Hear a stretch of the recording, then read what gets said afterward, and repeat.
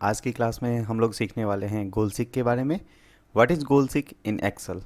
Excel में goal seek का क्या मतलब होता है। तो लर्नर्स हम स्टार्ट करते हैं गोल सीक के बारे में सीखना।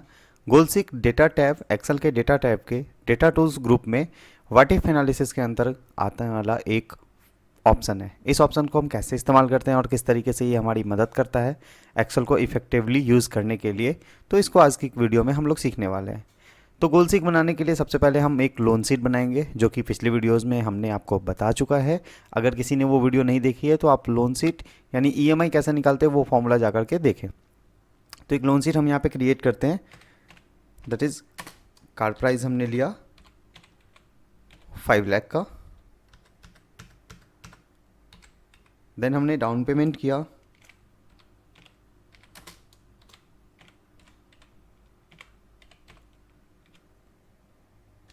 1.5 लाख रुपए। 1.5 लाख हमने डाउन पेमेंट कर दिया।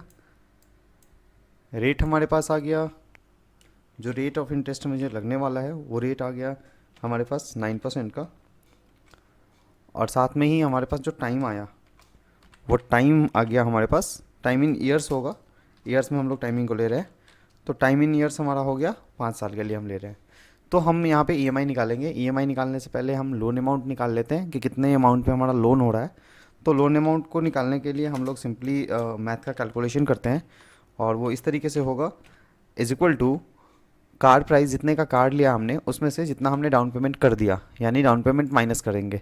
दोनों का सेल नंबर लिया हमने, एंटर किया, तो 3.5 लाख रुपये हमारा लोन अमाउंट हो गया।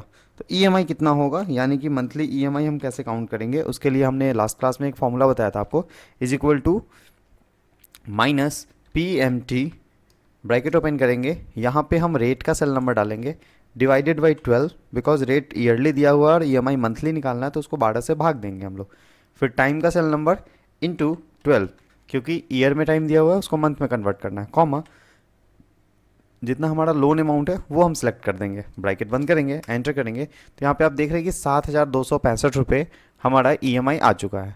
तो अब यहाँ पे गोल सीक का क्या इस्तेमाल है, तो इस तरीके से हम समझते हैं कि मान लीजिए आपने ईएमआई निकाल के दिया अपने कस्टमर को 7,265 रुपये 42 पैसे, लेकिन आपका कस्टमर कहता है कि सर ये 265 रुपये 42 पैसे है ना, इसको आप वेव ऑफ करवा दीजिए, यानी कि राउंड फिगर में हमारा ईएमआई बने तो ज़्यादा बेटर है, क्योंकि ऊपर का छुट्टा पैसा देना थोड़ा सा मुश्किल हो जाता है।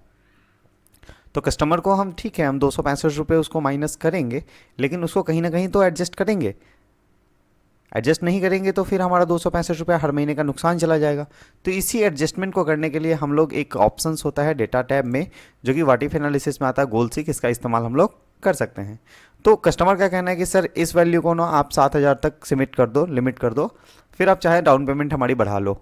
तो डाउन पेमेंट इफेक्ट करेगा, हमारा डाउन पेमेंट बढ़ेगा, क्योंकि वो पहले इतना पैसा दे देगा तभी तो ईएमआई 7,000 की बनेगी।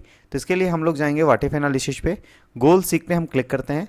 क्लिक करने के बाद हमारे पास ये ऑप्शन आते हैं, सिलेक्ट सेल, किस सेल में आपको गोल सीक लगाना है। तो हमने ऑलरेडी सिलेक्ट कर रखा था ईएमआई का सेल, यहाँ पे हमने गोल सीक लगा दिया है। टू वैल्यू, किस वैल्यू तक आपको इसको कन्वर्ट करना है, तो वैल्यू 7,000, क्योंकि कस्टमर की डिमांड है कि सर 7,000 ही रखो। उसके बाद पूछ रहा बाई चेंजिंग सेल, मतलब किस सेल में चेंज करें इसको। अगर 7,000 करते हैं तो बाकी के 265 रुपये 42 पैसे जो महीने का बन रहा है, जो कि अगले 5 साल तक बनने वाला है, ये पैसा किस चीज़ में एडजस्ट होगा। तो ये पैसा एडजस्ट होगा ऑब्वियस सी बात है डाउन पेमेंट में, क्योंकि पहले वो इतना पैसा दे दे ताकि उसका 7,000 का भी ईएमआई बने, तो 5 साल में उसका लोन कवर्ड हो जाए। तो हमने डाउन पेमेंट का सेल नंबर सेलेक्ट कर दिया। अब जैसे ही हम ओके करेंगे तो आप यहाँ पे देख सकते हैं कि टारगेट वैल्यू हमारा 7,000 का था, करेंट वैल्यू 7,000 कर दिया। तो आप यहाँ पे थोड़ा सा जूम करके देखते हैं आपको कि यहाँ पे जो वैल्यू आपकी आई है, ईएमआई 7,000 हो चुकी है। डाउन पेमेंट जो कि हमने 1.5 लाख किया था वो बढ़ के 1,62,786 रुपये हो चुकी है। तो दोस्तों इस तरीके से हम गोल सीक का इस्तेमाल करके अपने ईएमआई वैल्यू को स्टक कर सकते हैं किसी एक खास पॉइंट पे कि इतना ही अमाउंट हमको चाहिए। तो बाकी अमाउंट कहाँ एडजस्टेड होगा, तो बाकी अमाउंट आपके डाउन पेमेंट में एडजस्टेड होता, और जैसे ही डाउन पेमेंट में एडजस्टमेंट होगा आपका लोन अमाउंट भी एडजस्ट करेगा। तो आज की वीडियो में हमने सीखा है गोल सीक ऑप्शन के बारे में। नेक्स्ट वीडियो में हम एक नई एक्सेल ट्रिक के बारे में सीखेंगे। तब तक के लिए thank you so much for watching this video.